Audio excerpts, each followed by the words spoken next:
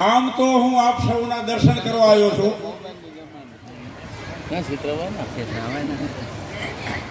છતાં એક તો પરમાત્માની કૃપા ઉતરે ત્યારે સત્સંગમાં અવાય, અને બીજું સનૈયા દેવરાજભાઈ નો ઓર્ડર, એની સામે બહુ દલીલ થઈ શકે નહીં ભાવનાની રીતે. થોડીક તબિયતમાં બેચેનીની અસરની પરવા કર્યા વગર આપ સૌની આજ્ઞા અને ભાવ માથે ચડાવીને થોડી વાર બોલી રહ્યો છું.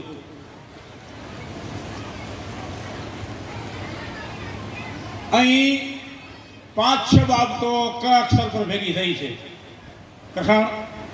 કથા, કચ્છ, કશ્યપ મહારાજ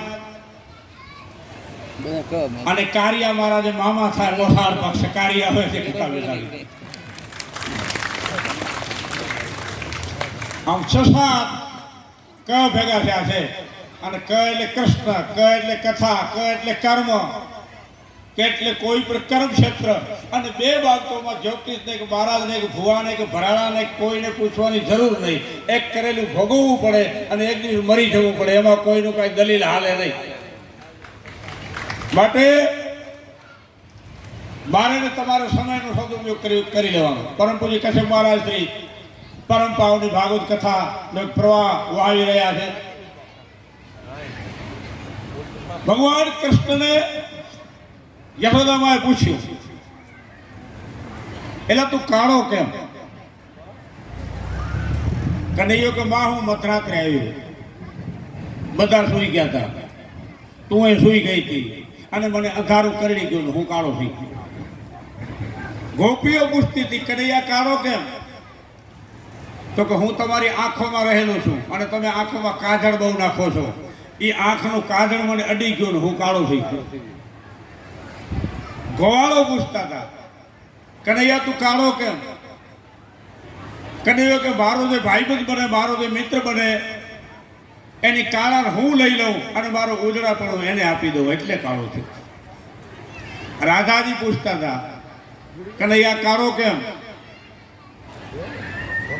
કૃષ્ણ કે તમારી શોભા વધારવા હું કાળો થયો, હું જો ધોળો થયો તો પછી તમારી કોઈ પૂછા ન કરે, એટલે કાળો થયો.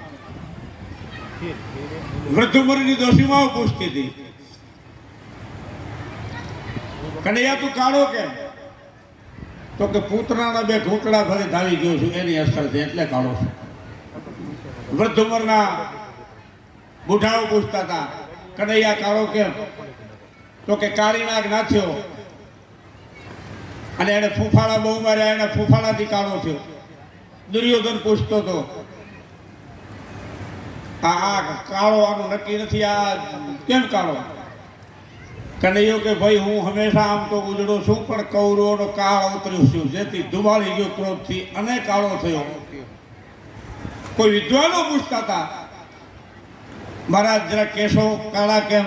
તો કે હું શંકર ભગવાનનું ચિંતન કરું છું. શંકર ભગવાન તમોગુણના માલિક છે, તમોગુણનો વર્ણ કાળો છે. હું વિષ્ણુનો અવતાર છું, એ સત્વગુણના માલિક છે, સત્વગુણનો વર્ણ ધોળો એટલે કે ઉજળો છે.